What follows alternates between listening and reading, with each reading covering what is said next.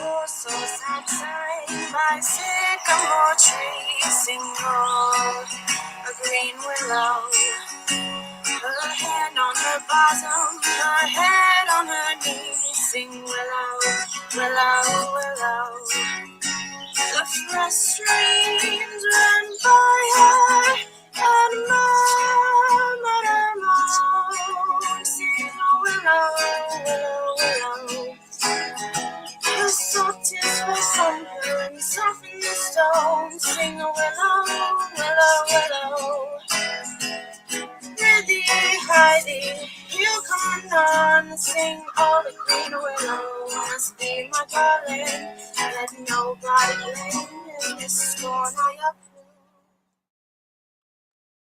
Okay, welcome everybody to the Wheel of Shakespeare Challenge, our first Wheel of Shakespeare Challenge of the month of March. I regret missing it last week when I had a film I was working on. We have a new member with us today that Sheila has invited, Robert Gulak. Hi, how are you?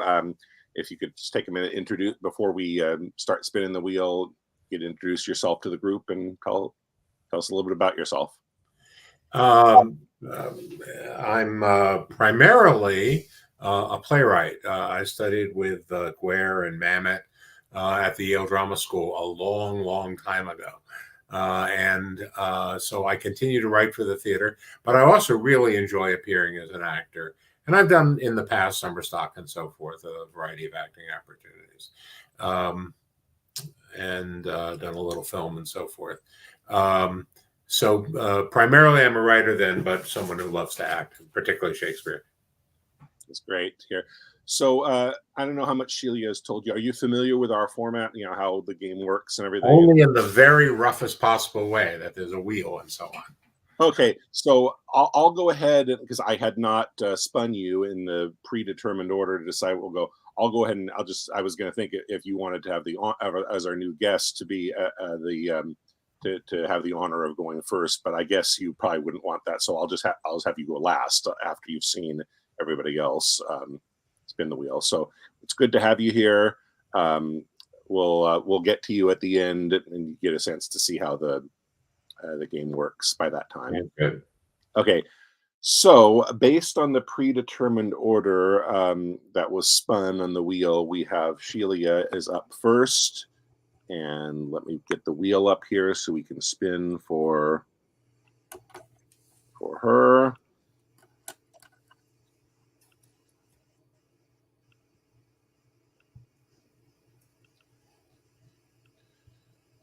Okay, so Sheila is going to perform for us and do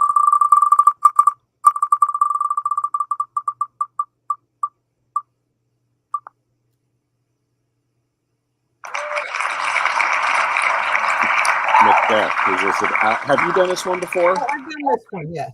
Okay, yeah. So Sheila has done that one before, so we'll spin again for her.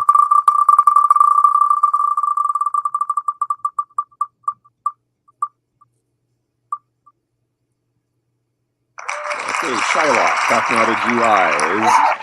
I did that one too. Okay. I've been busy.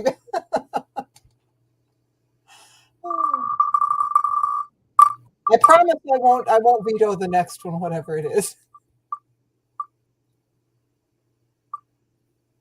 Hamlet, now might I do it? Okay. Okay. So let me create the banner for you. Now might I do it, Pat? That's Act 3. Oh, I think it.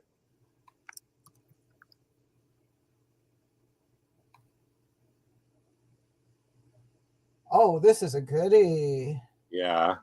Act 3, scene 3. Someone has done it recently, but not me. Mm-mm. Yeah. So whenever you're ready, go for it. Now might I do it, Pat? Now he's praying. And now I'll do it. And so he goes to heaven, and so I am revenged. That would be scanned. A villain kills my father, and for that I, his sole son, do this same villain send to heaven Oh, this is hire and salary, not revenge. He took my father grossly, full of bread, with all his crimes broad blown, as flush as May. How his audit stands, who knows save heaven? But in our circumstance and course of thought, 'tis heavy with him. And am I then revenged to take him in the purging of his soul when he is fit and seasoned for his passage? No! Up, sword, and know thou art a more horrid hent when he is drunk, asleep, or in his rage, or in the incestuous pleasure of his bed, gaming, swearing, or about some act that has no relish of salvation in it. Then trip him, that his heels may kick at heaven, and that his soul may be as damned and black as hell whereto it goes. My mother stays. This physic but prolongs thy sickly days. Okay, very nice. Up next, is Brandon here? Oh, I think she said she wasn't going to make it. Next, yeah, Eleanor. Eleanor, you're up next, and Maggie, you're on deck. You'll go after her.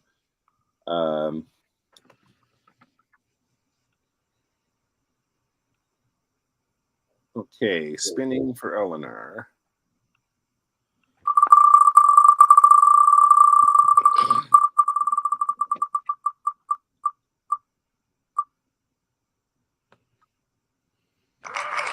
Oh, John of Gaunt, methinks I am the prophet. His dying speech. Richard II, Act 2, Scene 1 is where you'll find that. Okay.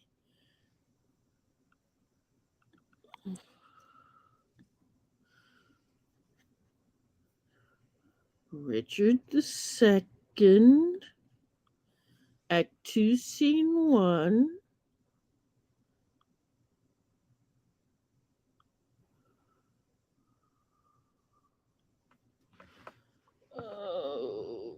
Okay. It looks really as if he's got a chunk of speech just before that. If you take out Duke of York. If you like, yeah, whatever's if you can do other start earlier or later, so that you keep the flow without the other actor speaking. If it's comfortable for you, go for it. That's so. So whenever you're ready, go ahead. Will the king come, that I may breathe my last in wholesome counsel to his unstayed youth? But they say the tongues of dying men enforce intention like deep harmony. Where words are scarce, they are seldom spent in vain, for they breathe truth that breathe their words in pain. He that no more must say is listened more than they whom youth and ease have taught to gloze. More are men's ends marked than their lives before the setting sun, and music at the close, as the last taste of sweets is sweetest last, writ in remembrance more than things long past. Though Richard my life's counsel would not hear, my death's sad tale may yet undeath his ear. Methinks I am a prophet you inspired, and thus expiring do foretell of him. His rash, fierce blaze of riot cannot last, for violent fires soon burn out themselves, Small showers last long, but sudden storms are short. He tires betimes, that spurs too fast betimes, with eager feeding food doth choke the feeder. Late vanity, insatiate cormorant, consuming mean, soon preys upon itself. This royal throne of kings, this sceptred isle, this earth of majesty, this seat of Mars, this other Eden, demi-paradise, this fortress built by nature for herself against infection and the hand of war, this happy breed of men, this little world, this precious stone set in the silver sea, which serves it in the office of a wall, or as a moat defensive to a house against the envy of less happier lands.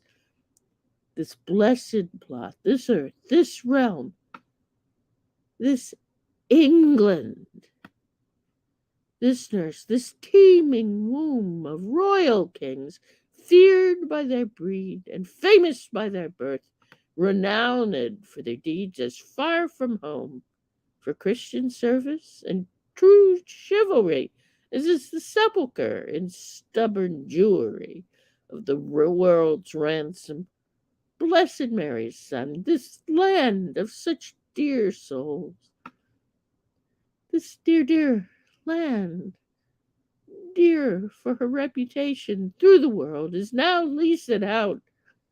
I die pronouncing it, like to a tenement or pelting farm.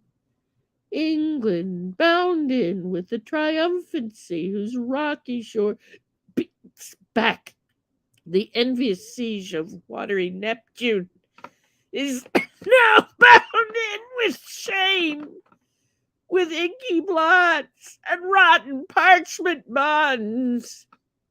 That England that was wont to conquer others hath made a shameful conquest of itself. Ah! Would the scandal vanish with my life? How happy then were my death!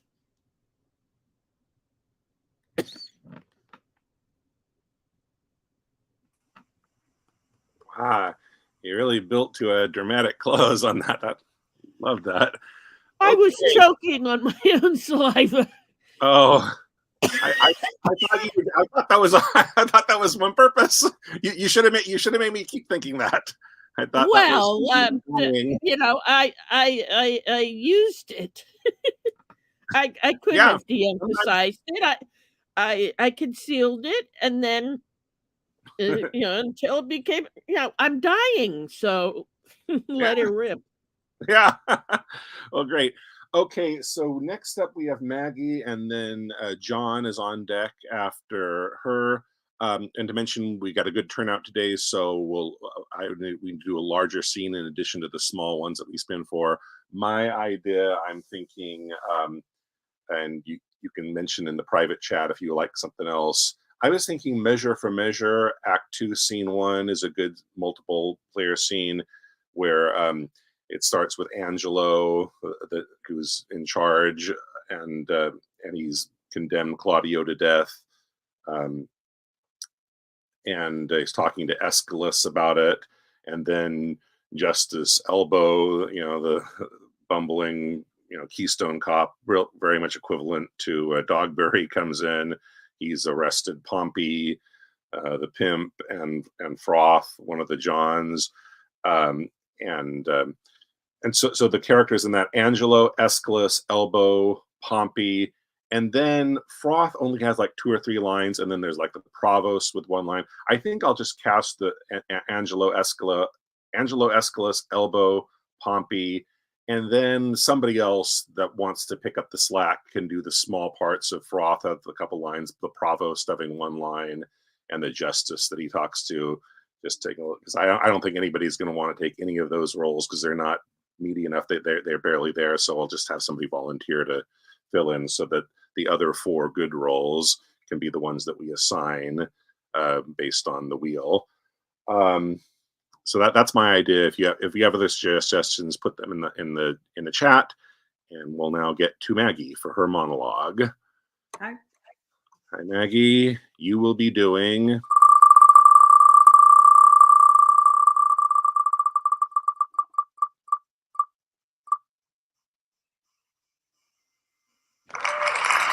Orsino, Music Be the Food of Love.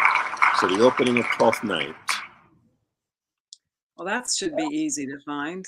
Yeah, well, it's the very beginning of the play. It couldn't be any easier. Yeah. Okay. Okay, so whenever you're ready, go ahead. If music be the food of love, play on. Give me excess of it, that surfeiting the appetite may sicken and so die. That strain again, it had a dying fall. Oh, it came o'er my ear like the sweet sound that breathes upon a bank of violets, stealing and giving odor. Enough, no more. 'Tis not so sweet now as it was before. O spirit of love, how quick and fresh art thou, that notwithstanding thy capacity receiveth as the sea, not enters there, of what validity and pitch soe'er, but falls into abatement and low price, even in a minute.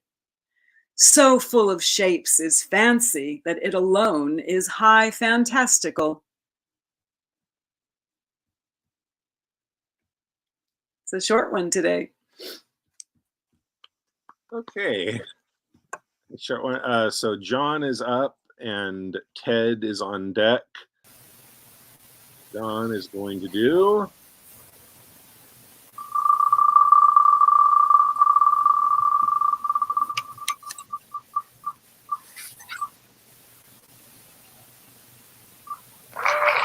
Bolingbroke, Bring Forth These Men. Richard II, Act 3, Scene 1. Condemning Richard's supporters to death. Scene. Okay. Act 3, Scene 1. Okay.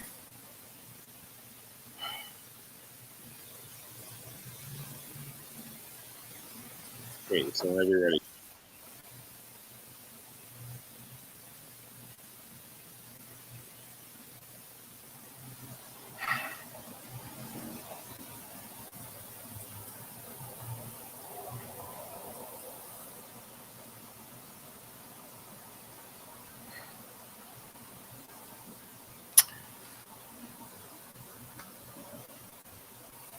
Okay. Ready. Bring forth these men. Bushy and green, I will not vex your souls, since presently your souls must part your bodies. With too much urging your pernicious lives, for 'twere no charity. Yet, to wash your blood from off my hands, here in the view of men, I will unfold some causes of your deaths. You have misled a prince, a royal king, a happy gentleman in blood and lineaments. By you, unhappy and disfigured clean, you have in manner with your sinful hours made a divorce betwixt his queen and him, broke the possession of a royal bed, and stained the beauty of a fair queen's cheeks with tears drawn from her eyes by your foul wrongs. Myself, a prince by fortune of my birth, near to the king in blood, am near in love till you did make and misinterpret me. Have stooped my neck under your injuries and sighed my English breath in foreign clouds, eating the bitter bread of banishment. Whilst you have fed upon signories, disparked my parks and felled my forest woods, from my own windows torn my household coat, raised out my impress, leaving me no sign save men's opinions and my living blood, to show the world I am a gentleman. This and much more than twice all this, condemns you to death. See them delivered over to execution at the hand of death.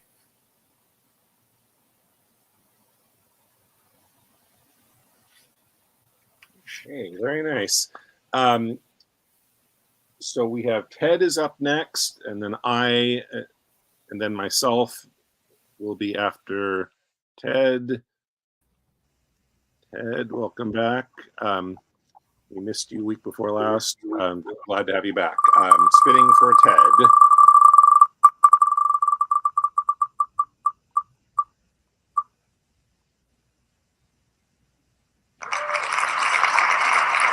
Claudius, go yell at him. That's opening of Act 1, Scene 2.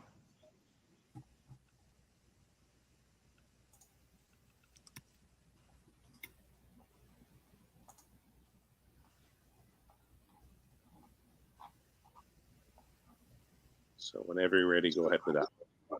Okay. Though yet of Hamlet, our dear brother's death, the memory be green, and that it us be fitted to bear our hearts in grief, and our whole kingdom to be contracted in one brow of woe, yet so far hath discretion fought with nature, that we with wisest sorrow think on him, together with remembrance of ourselves. Therefore our sometime sister, now our queen, the imperial jointress to this warlike state, have we as 'twere with a defeated joy, with an auspicious and a dropping eye, with mirth in funeral, and with dirge in marriage, wisdoms which have freely gone with this affair along. For all our thanks now follows, that you know, young Fortinbras, holding a weak supposal of our worth, or thinking by our late dear brother's death, our state to be disjoint and out of frame, colleagued with the dream of his advantage, he hath not failed to pester us with a message, importing the surrender of those lands lost by his father, with all bonds of law, to our most valiant brother. So much for him. Now, for ourself and for this time of meeting, thus much the business is, we have here writ to Norway, uncle of young Fortinbras, who impotent and bedrid scarcely hears of his nephew's purpose to suppress his further gait herein, in that the levies, the lists and full proportions are all made out of his subject. And we here dispatch you, good Cornelius, and you, Voltimand, for bearers of this greeting to old Norway, giving to you no further personal power to business with the king, more than the scope of these dilated articles allow. Farewell, and let your haste commend your duty. Scene. Okay, very nice. So it is now my turn to spin and perform, and after me, it will be. Let's see. Is Elizabeth with us? No. And Alex. Alex, you're on deck. You'll go after me.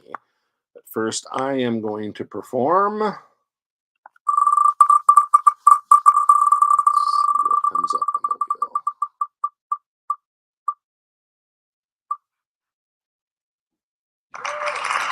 Philip the Bastard, Mad World, Mad Kings. It's the end of the long Act 2, Scene 1 in King John.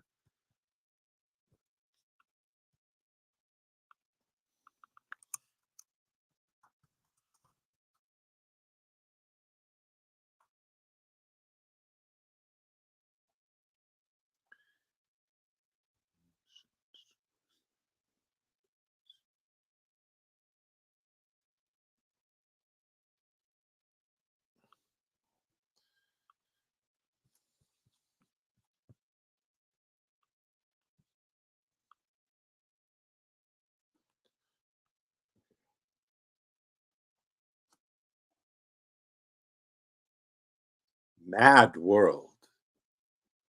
Mad kings and composition. John, to stop Arthur's title in the whole, hath willingly departed with a part. And France, whose armor conscience buckled on, whom zeal and charity brought to the field, as God's own soldier, rounded in the air with that same purpose, changer, that sly devil, that broker that still breaks the pate of faith, that daily break vow, he that wins of all, of kings, of beggars, old men, young men, maids, who, having no external thing to lose but the word maid, cheats the poor maid of that. That smooth-faced gentleman, tickling commodity. Commodity. The bias of the world who of itself is paised well, made to run even upon even ground, till this advantage, this vile drawing bias, this sway of motion, this commodity, makes it take heed from all indifferency, from all direction, purpose, course, intent. And this same bias, this commodity, this bawd, this broker, this all-changing word, clapped on the outward eye of fickle France, hath drawn him from his own determined aid, from a resolved and an honorable war, to a most base and vile concluded peace. And why rail I on this commodity? But for because he hath not wooed me yet. Not that I have the power to clutch my hand when his fair angels would salute my palm, but for my hand as unattempted yet, like a poor beggar raileth on the rich. Well, whiles I am a beggar, I will rail and say there is no sin but to be rich. And being rich, my virtue shall be to say there is no vice but beggary. Since kings break faith upon commodity, gain be my lord, for I will worship thee.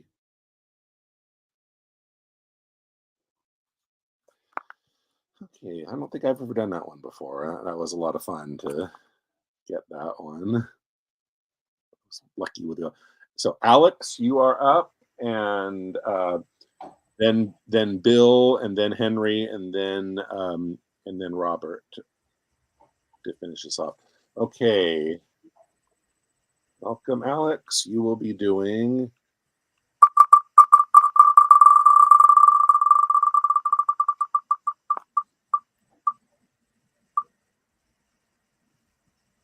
Julia, Oh Hateful Hands, the end of Act 1, Scene 2. She just torn up the letter. Okay. 1, 2. Julia, Two Gentlemen of Verona.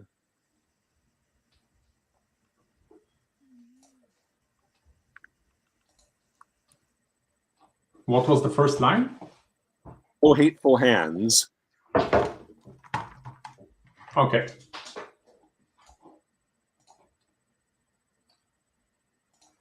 Nay, would I were so angered with the same. Oh, hateful hands to tear such loving words, injurious wasps to feed on such sweet honey, and kill the bees that yield it with your stings. I'll kiss each severed papers for amends. Look, here's writ.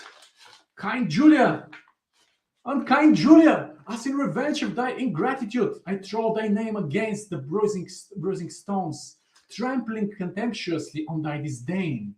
And there, here is writ, love-wounded Proteus. Poor wounded name, my bosom as a bed shall lodge thee till thy wound be thoroughly healed. And thus I searched it with a sovereign kiss. But twice or thrice was Proteus written down. Be calm, good wind, blow not a word away till I have found each letter in the letter, except mine own name. That some wherewith bear unto a ragged, fearful hanging rock, and throw it thence into the raging sea. Lo, here in one line is writ, twice writ, poor forlorn Proteus, passionate Proteus, to the sweet Julia. That I will tear away, and yet I will not sit so prettily. He couples it to his complaining names. Thus we will fold them one on another. Now kiss, embrace, content, do what you will. And scene. Nice. Okay, so Bill is up next, and then Henry is on deck. Hello, Bill. You will be doing.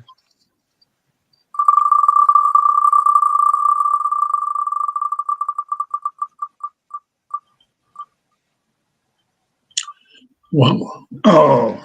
Ooh, Richard III, right before the Battle of Bosworth.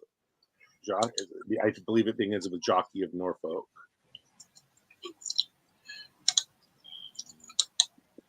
And okay, I'm in the scene. What was it? What was the speech? I think it's preparing for the battle speech at the end, right before "Horse My Kingdom for a Horse." But I'm looking for words. I don't know what words to look for. Jockey of Norfolk. Oh, Jockey of Norfolk.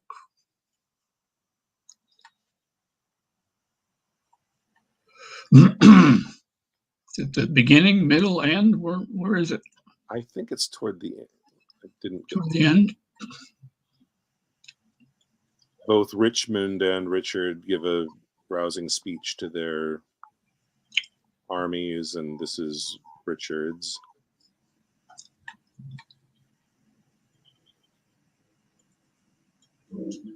Okay, just got it. Okay. Okay, whenever you're ready, go. All right.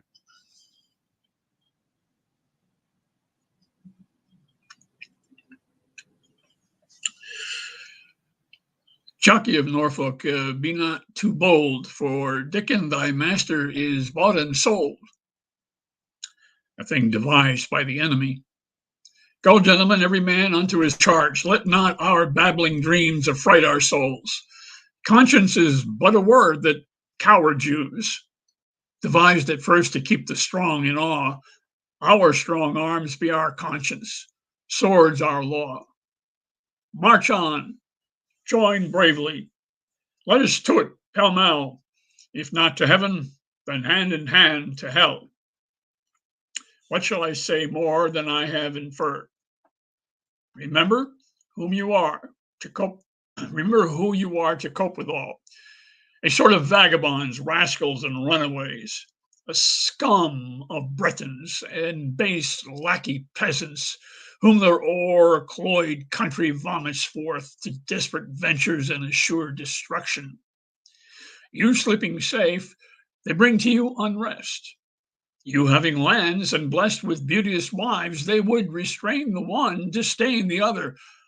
And who doth leave them but a paltry fellow, long kept and retained at our mother's cost, a milksop, one that never in his life felt so much cold as over shoes in snow. Let's whip these stragglers o'er the seas again. Lash hence these overreigning rags of France, these famished beggars, weary of their lives, who, but for dreaming on this fond exploit, for want of means, poor rats, had hanged themselves. If we be conquered, let men conquer us, and not these bastard Bretons, whom our fathers have in their own land beaten, bobbed, and thumped, and in record left them the heirs of shame. Shall these enjoy our lands? Lie with our wives? Ravish our daughters? Hark! I hear their drum. Fight, gentlemen of England, fight, bold yeomen. Draw, archers, draw your arrows to the head. Spur your proud horses hard and ride in blood. Amaze the welcome with your broken staves. See. Okay, great. So, last before we welcome our new player, we have Henry. Where'd Henry go? Oh, there he is. Hello. Welcome back. You will be doing.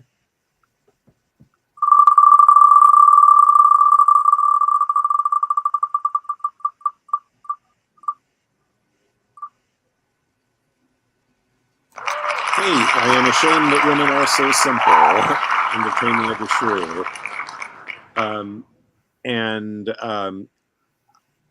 I put the famous line from it, which I don't think is what starts the speech, but I think you can find it's like her closing speech.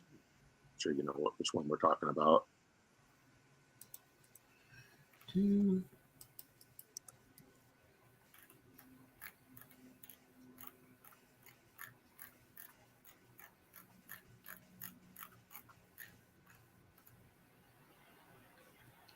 Fi unknit the threatening, unkind brow. Yeah, I think that's how it starts. Okay, so whenever you're ready. Hang on a minute.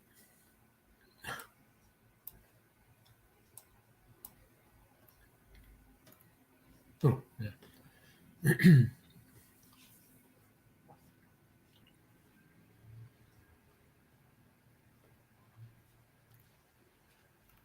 Fi, unknit that threatening, unkind brow, and dart not scornful glances from those eyes to wound thy lord, thy king, thy governor. It blots thy beauty, as frosts do bite the meads, confounds thy fame as whirlwinds shake fair buds, and in no sense is meet or amiable. A woman moved is like a fountain troubled, muddy, ill-seeming, thick, bereft of beauty. And while it is so, none so dry or thirsty will deign to sip or touch one drop of it. Thy husband is thy lord, thy life, thy keeper, thy head, thy sovereign, one that cares for thee, and for thy maintenance commits his body to painful labour, both by sea and land, to watch the night in storms, the day in cold, whilst thou liest warm at home, secure and safe, and craves no other tribute at thy hands but love, fair looks, and true obedience. Too little payment for so great a debt. Such duty as the subject owes the prince, even such a woman oweth to her husband. And when she is froward, peevish, sullen, sour, and not obedient to his honest will, what is she but a foul, contending rebel and graceless traitor to her loving lord? I am ashamed that women are so simple to offer war, where they should kneel for peace, or seek for rule, supremacy, and sway, when they are bound to serve, love, and obey. Why are our bodies soft and weak and smooth, unapt to toil and trouble in the world, but that our soft conditions and our hearts should well agree with our external parts? Come, come, you froward and unable worms, my mind hath been as big as one of yours, my heart as great, my reason haply more, to bandy word for word and frown for frown. But now I see our lances are but straws. Our strength is weak, our weakness past compare, that seeming to be most which we indeed least are.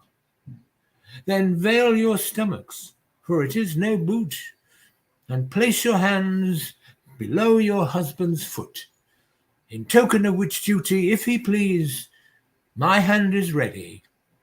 May it do him ease.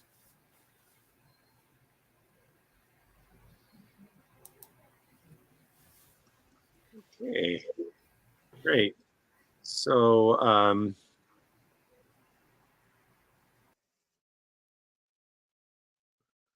Robert, at this point, I'm sure you are familiar with you can tell how it works, and Yep. You're ready to go ahead and take a I turn. have the MIT complete works ready to peruse. Great, yeah, that's what I always recommend. So we're on the same page, using the same edition, and you'll be right in front of you. Also, my cat has just shown up, so if you find us with a cat, nice, work out okay, well. so we're spinning for Robert now. Let's see what he's going to do as his first performance for us.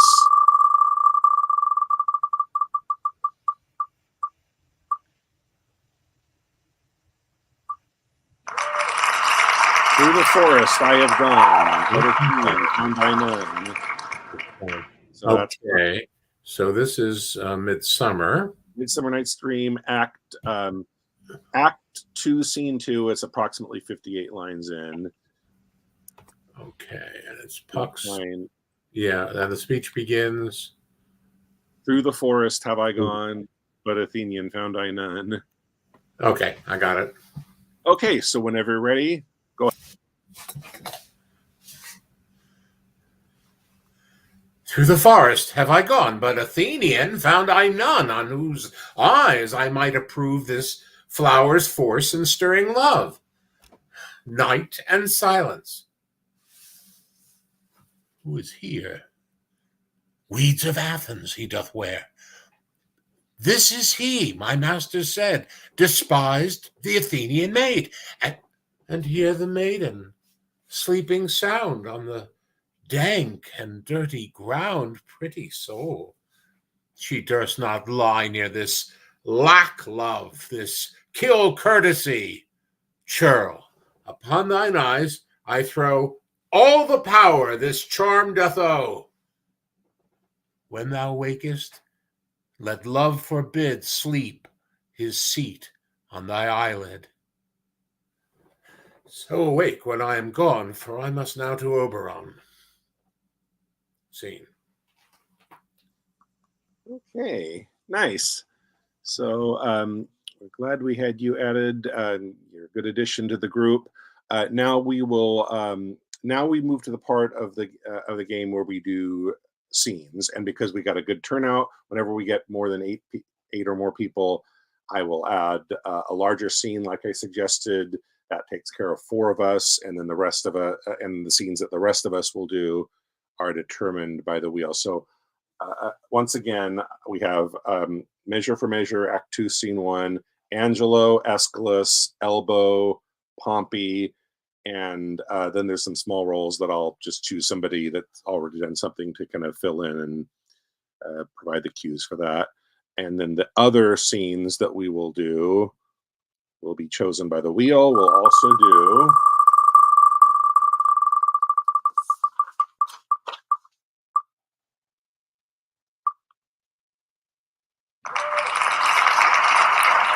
Much Ado About Nothing, Act 1, Scene 1. It's 3 people in that: Benedict, Claudio, and Don Pedro. That would be the opening scene from the point where Leonato exits, and it's just Benedict, Claudio, and Don Pedro talking about how Claudio's in love with Hero. So Benedict, Claudio, Don Pedro.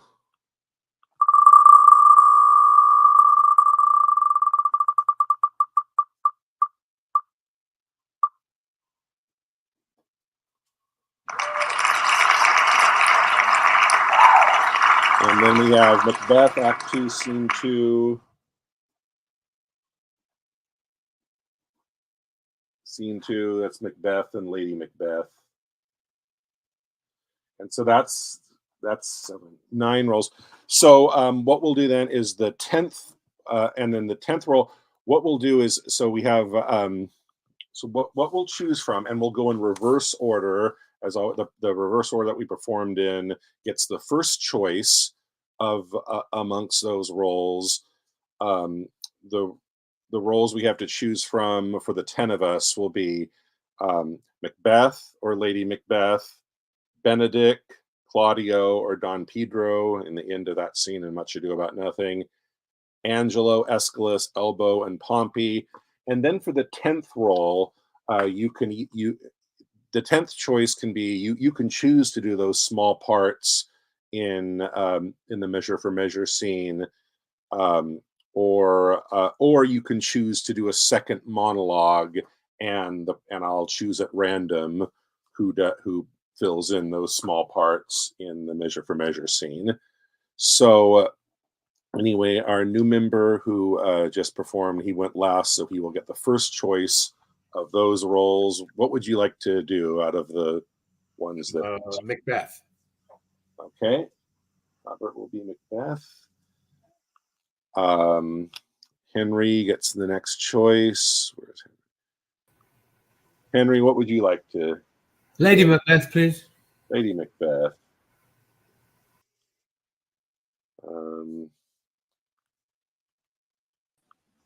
Bill, what would you like? Angelo, please. Angelo.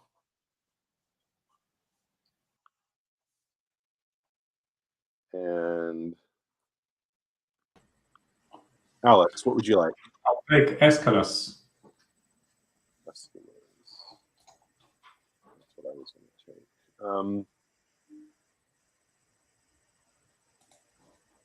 I'll take Don Pedro.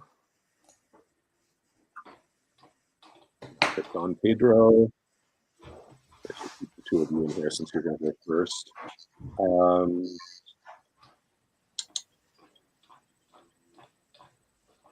Ted, what would you like? Ted, you with it?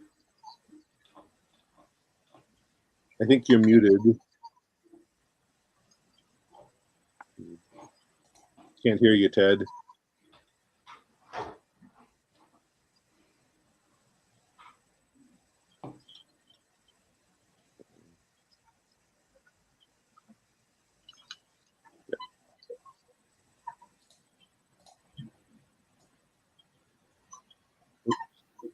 Oh, sorry. Looks like we just lost Ted.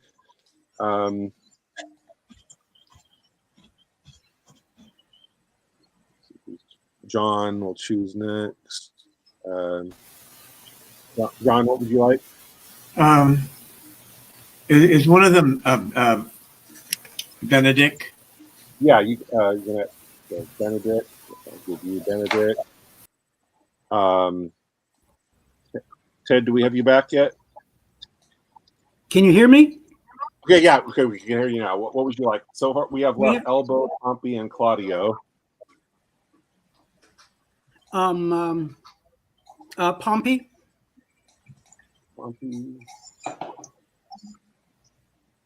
Okay. And Maggie. I think I'll take Claudio. Claudio.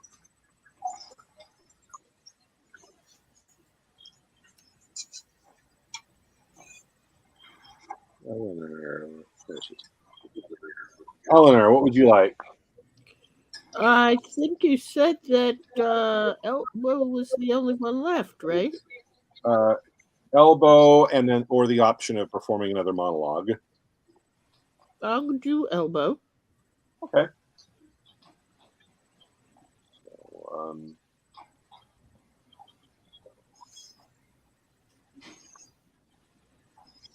and if you need someone to volunteer to do small bits, I will volunteer. Okay. Well, I'm going to do that because I'm not in the scene. Otherwise, so yeah, better to not have you do a large part and the small ones too. And Shelia, that leaves you to do a second monologue, unless you do small parts, and you probably prefer to do another monologue, I'm sure. I'll do the monologue, yes. Okay, so that's what we'll do. Let's see. So let me get the scene up. Measure or measure. And it starts. I will just jump in when one of the small parts comes in, and let's see. So when it starts, it's just Angelo and Aeschylus are on stage. That's Bill and Alex.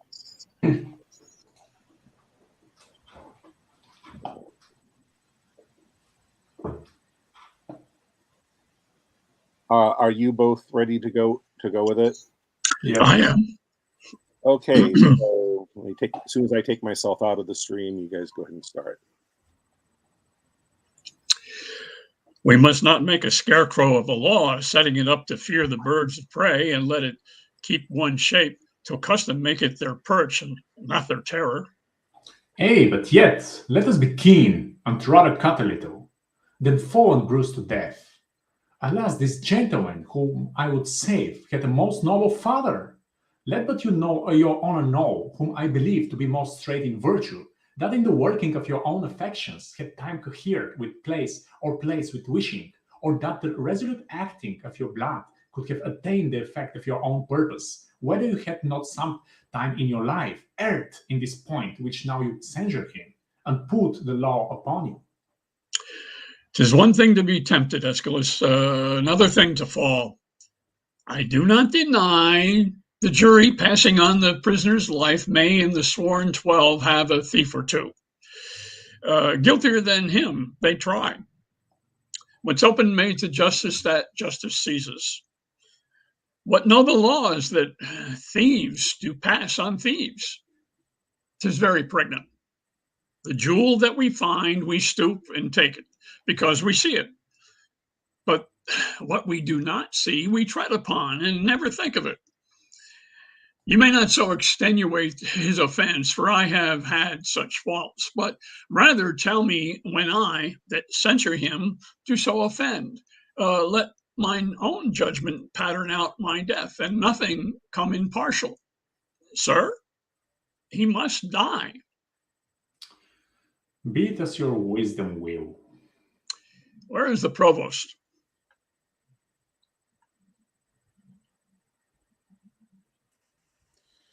Here, if you like it, Your Honor. See that Claudio be executed by 9 tomorrow morning. Bring him to his confessor. Let him be prepared, for that's the utmost of his pilgrimage. Well, heaven forgive him and forgive us all. Some rise by sin and some by virtue fall. Some run from breaks of ice and answer none, and some condemn it for fault alone. Come, bring them away. If these be good people in a commonweal that do nothing but use their abuses in common houses, I know no law. Bring them away. How now, sir, what's your name? And what's the matter? If it please your honor, I am the poor Duke's constable, and my name is Elbow. I do lean upon justice, sir, and do bring in here before your good honor 2 notorious benefactors. Benefactors? Well, what benefactors are they? Are they not malefactors? If it please your honor, I know not well what they are, but precise villains they are. That I am sure of, and void of all profanation in the world that good Christians ought to have. This comes off well. Here's a wise officer. Go to, what quality are they of? Elbow is your name? Why dost thou not speak, Elbow? He cannot. He's out at Elbow. What are you, sir? He, sir, a tapster, sir, a parcelbog, one that serves a bad woman, whose house, sir, was, as they say, plucked down in the suburbs, and now she professes a hot house, which I think is a very ill house, too. How know you that? My wife, sir, whom I detest before heaven and your honor. How? Thy wife? I, sir, whom I thank heaven is an honest woman.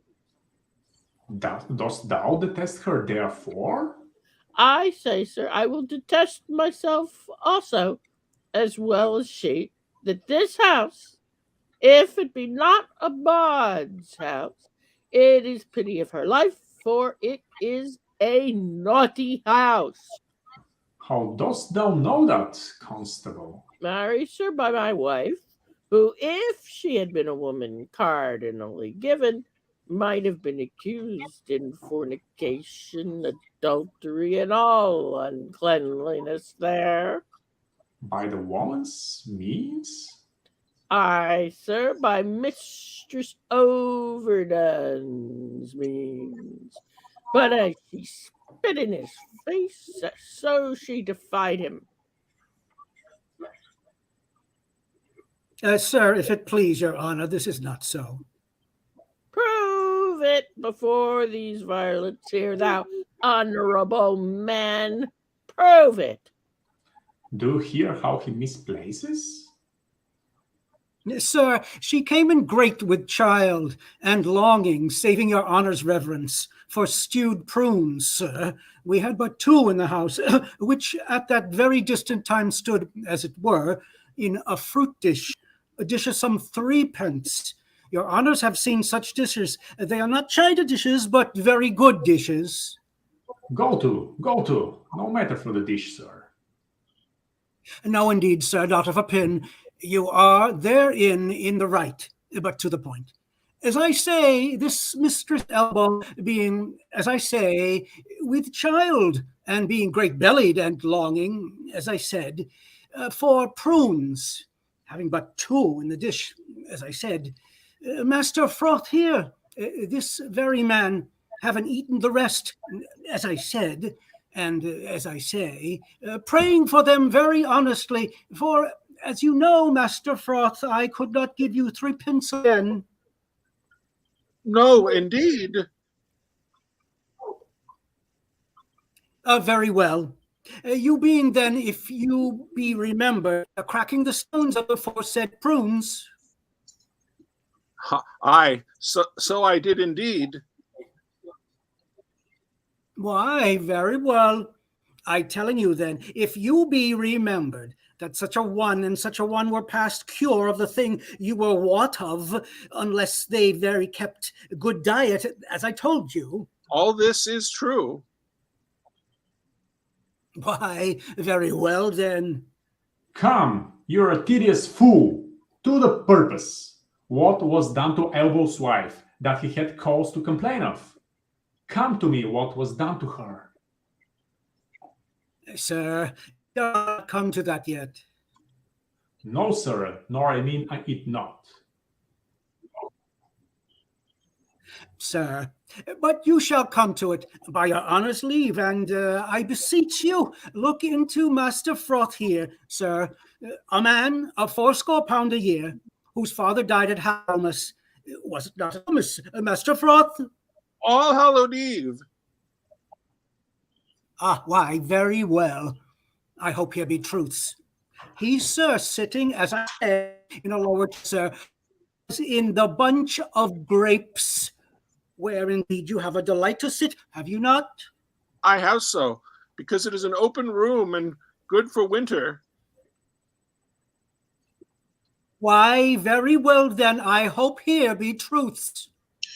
This will last out a night in Russia when nights are longest there. I'll take my leave and leave you to the hearing of the cause, hoping you'll find good cause to whip them all. I think no less. Good morrow to your lordship. Now, sir, come on. What was done to Elbow's wife once more? Once, sir, there was nothing done to her once. I beseech you, sir, ask him what this man did to my wife. I beseech your honor, ask me. Well, sir, what did this gentleman to her? I beseech you, sir, look in this gentleman's face. Good Master Froth, look upon his honor. 'Tis for a good purpose. Doth your honor mark his face? Ay, sir, very well. Nay, I beseech you, mark it well. Well, I do so. Doth your honor see any harm in his face? Why, no. I'll be supposed upon a book. His face is the worst thing about him. Good then, if his face be the worst thing about him, how could Master Froth do the constable's wife any harm? I would know that of your honor.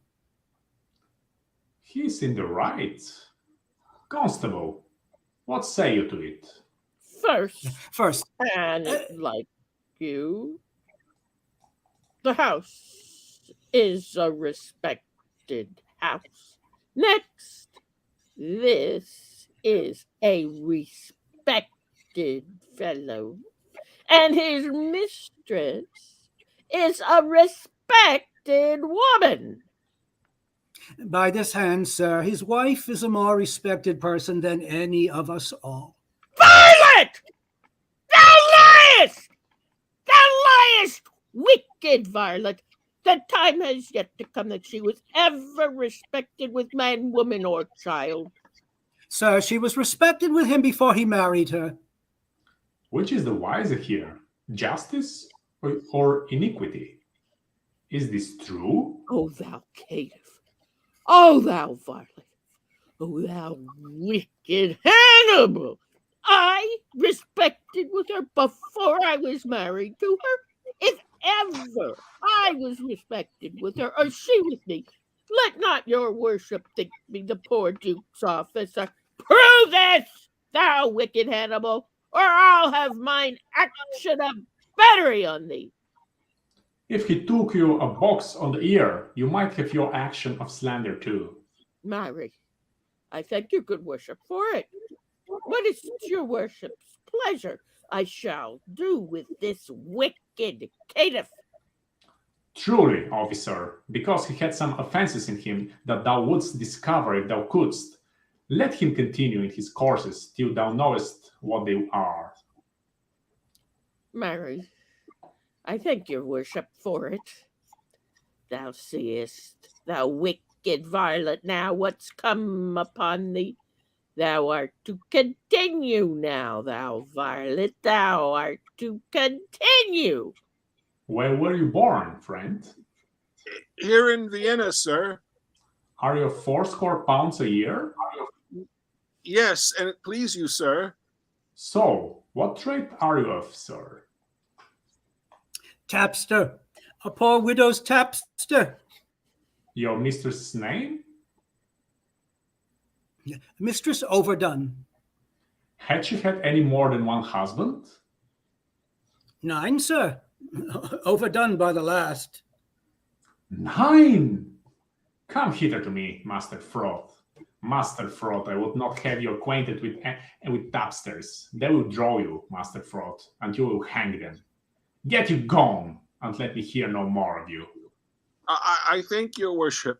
For mine own part, I never come into any room in a tap house, but I am drawn in. Well, no more of it, Master Fraud. Farewell. Come you hither to me, Master Tapster. What's your name, Master Tapster? Pompey. What else? Burn, sir. Trots, and your bum is the greatest thing about you, so that in the beastliest sense you are Pompey the Great. Pompey, you are partly a bald. Pompey, howsoever you cower in being a tapster, are you not? Come, tell me true, it shall be the better of you. Truly, sir, I am a poor fellow that would live. How would you live, Pompey? By being a bald? What do you think of the trade, Pompey? Is it a lawful trade? If the law would allow it, sir. But the law will not allow it, Pompey, nor it shall not be allowed in Vienna. Does your worship mean to geld and splay all the youth of the city? No, Pompey. Truly, sir, in my poor opinion, they will to it then. If your worship will take order for the drabs and the knaves, you need not to fear the bawds. But they're pretty orders beginning, I can tell you. It is but heading and hanging. If you head and hang all that offend that way, but for 10 years together, you'll be glad to give out a commission for more heads. If this law hold in Vienna 10 year, I'll rent the fairest house in it after 3 pence a bay. If you live to see this come to pass, say Pompey told you so. Thank you, good Pompey. And in requital of your prophecy, hark you. I advise you, let me not find you before me again upon any complaint whatsoever. No, not for dwelling where you do. If I do, Pompey, I shall beat you to your tent and prove a shrewd Caesar to you. In plain dealing, Pompey, I shall have you whipped. So, for this time, Pompey, fare you well. I thank your worship for your good counsel, but I shall follow it as the flesh and fortune shall better determine. Whip me? No, let Carmen whip his jade. The valiant heart is not whipped out of his trade. Come hither to me, Master Elbow. Come hither. Master Constable, how long have you been in this place of constable? 7 years and a half, sir. I thought by your readiness in the office you had continued it in some time. You say 7 years together? And a half, sir. Alas, it had been great pains to you. They do you wrong to put you so oft upon it. Are there not men in your ward sufficient to serve it? Faith, sir, few of any wit in such matters. As they are chosen, they are glad to choose me for them. I do it for some piece of money and go through with all.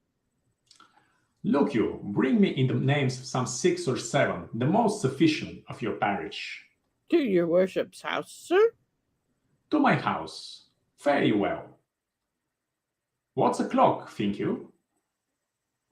11, sir. I pray you, home to dinner with me. I humbly thank you. It grieves me for the death of Claudio, but there's no remedy. Lord Angelo is severe. It is but needful. Mercy is not itself that oft looks so. Pardon is still the nurse of second woe. But yet, poor Claudio. There's no remedy. Come, sir. Scene. Okay, great. Now, looked like Froth had a few more lines than I thought he had, but I still wasn't trying to hog more than my share by taking that. But I think most people probably would have preferred to do another monologue than a part that was still that small relative to the others. Now, I had spun the Macbeth scene last, but if people don't object, I'd like to do that one next, because since I was monitoring the big scene, letting people in and out of the stream for that purpose, I'm in that scene. I'm not ready to go with it yet because I haven't found the spot where Leonato exits. So unless there's any objection, we'll skip to Robert and Henry doing their Macbeth scene. You both are ready to go with that? That's fine. Yes. Are you going to take Lady Macbeth out? Mark, when she goes out? Oh, I mean, Macbeth, when he goes out. Oh, yeah. Hold on. Give me a second. Have you got the scene up? Let me take a second to.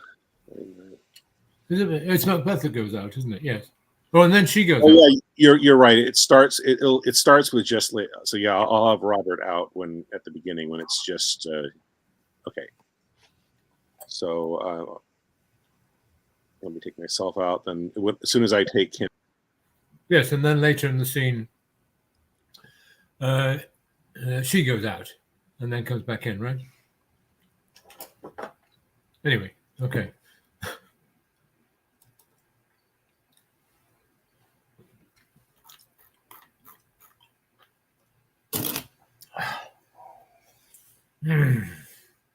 That which has made them drunk has made me bold. What hath quenched them hath given me fire. Oh! Ah! Please. It was the owl that shrieked, the fatal bellman which gives the sternest good night. He is about it. The doors are open, and the surfeited grooms do mock their charge with snores. I have drugged their possets that death and nature do contend about them, whether they live or die.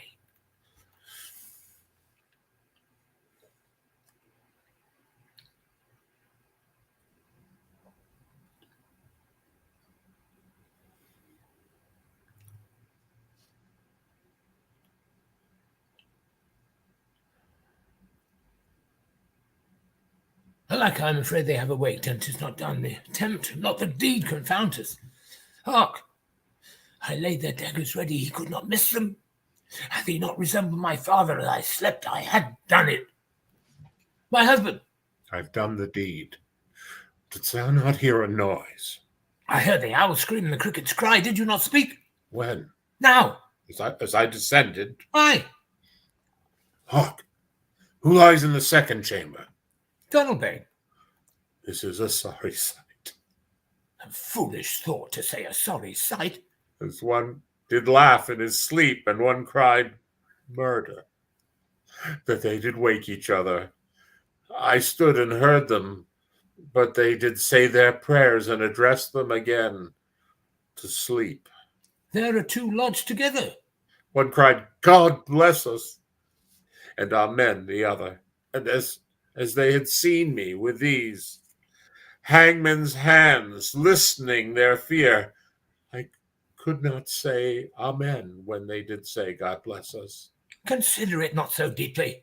But wherefore could I not pronounce amen? I had most need of blessing, and amen stuck in my throat. These deeds must not be thought of after these ways. So it will make us mad. Methought I heard a voice cry, sleep no more. Macbeth does murder sleep. The innocent sleep. Sleep that knits up the raveled sleeve of care, the death of each day's life, sore labor's bath, balm of hurt minds, great nature's second course, chief nourisher in life's feast. What do you mean? Stuart cried, sleep no more! To all the house. Glamis hath murdered sleep, and therefore Corder shall sleep no more. Macbeth shall sleep no more. Who was it that thus cried? Why, worthy Thane, you do unbend your noble strength to think so brain-sickly of things. Go get some water and wash this filthy witness from your hand. Ah, why did you bring those daggers from the place? They must lie there. Go carry them and smear the sleepy grooms with blood. I'll go no more. I am afraid to think what I have done. Look on it again, I dare not. Infirm of purpose. Give me the daggers. The sleeping and the dead are but as pictures. 'Tis the eye of childhood that fears the painted devil. If he do bleed, I'll gild the faces of the grooms withal, for it must seem their guilt. Whence is that knocking? How is't it with me when every noise appalls me? What hands are here? I pluck out mine eyes. Will all great Neptune's ocean wash this blood clean from my hand? No. This my hand will rather the multitudinous seas in Conadine, making the green one red. My hands are of your colour, but I shame to wear a heart so white. Oh, I hear knocking at the south entry. Retire us to our chamber. A little water clears us of this deed. How easy is it then? Your constancy have left you unattended. Hark! More knocking. Get on your nightgown, lest occasion call us and show us to be watchers. Be not so poorly in your thoughts. To know my deed, 'twere best not know myself. Wake Duncan with thy knocking, I would thou couldst. Scene. Okay, great, you guys. That was fun, thank you. Yeah. Okay, so now we'll do our Much Ado About Nothing scene. That's Claudio, Don Pedro, and Benedict.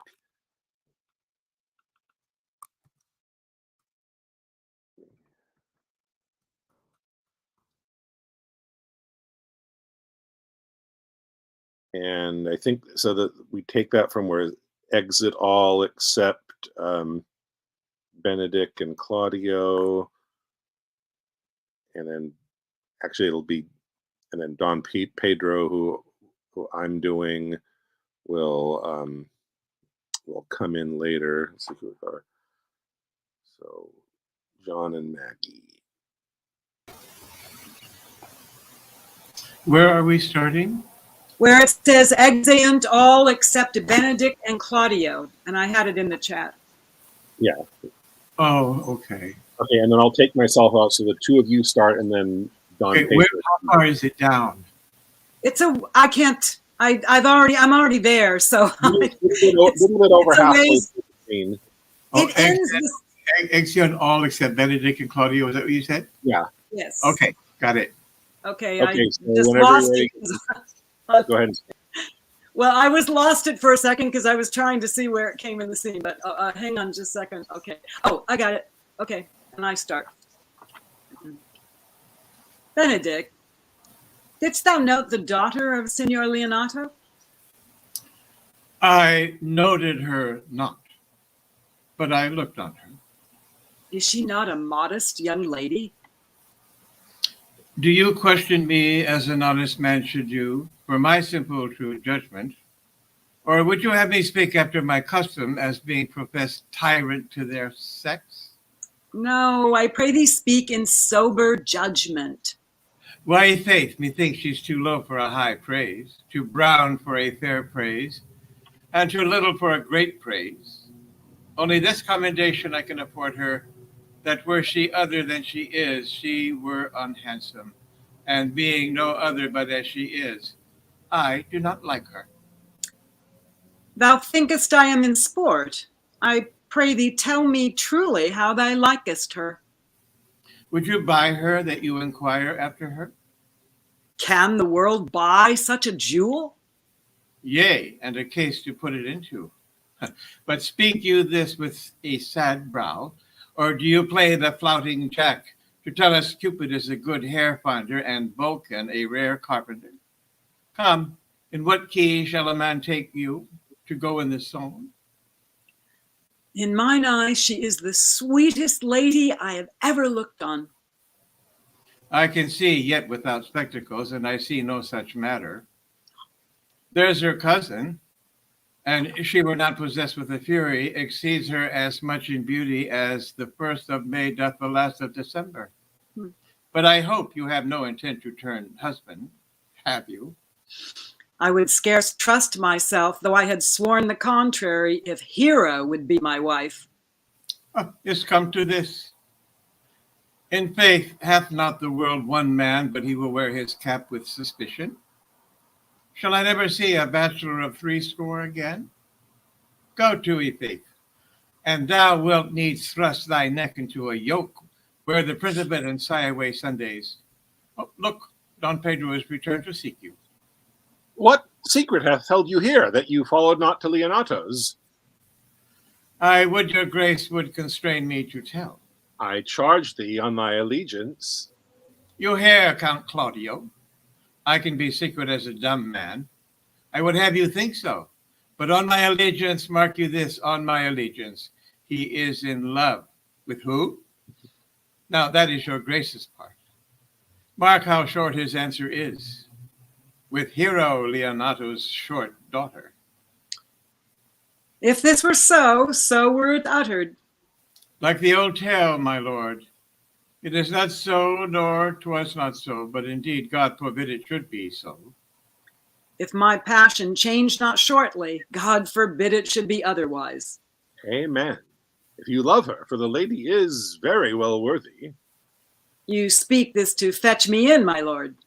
By my troth, I speak my thought. And in faith, my lord, I spoke mine. And by my 2 faiths and troths, my lord. Oh, sorry. And my 2 faiths and trusts, my lord, I spoke mine. That I love her, I feel. That she is worthy, I know.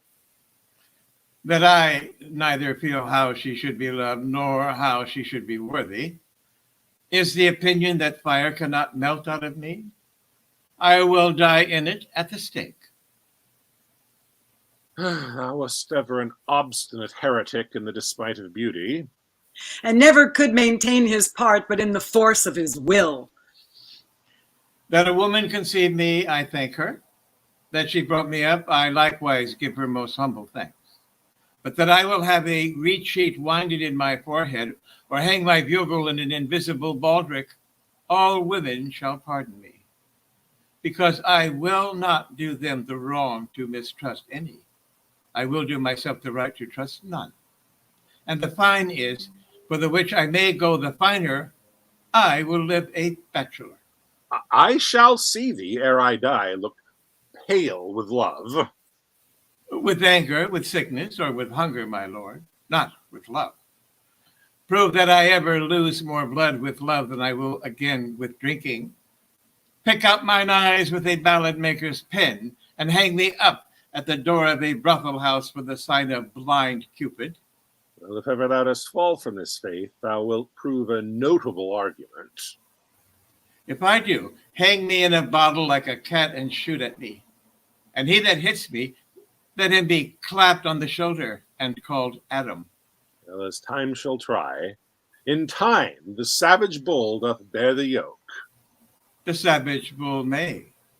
But if ever the sensible Benedict hear it, pluck off the bull's horns and set them in my forehead, and let me be vilely painted, and in such great letters as they write, here is good horse to hire. Let him signify under my sign, here you may see Benedict the married man.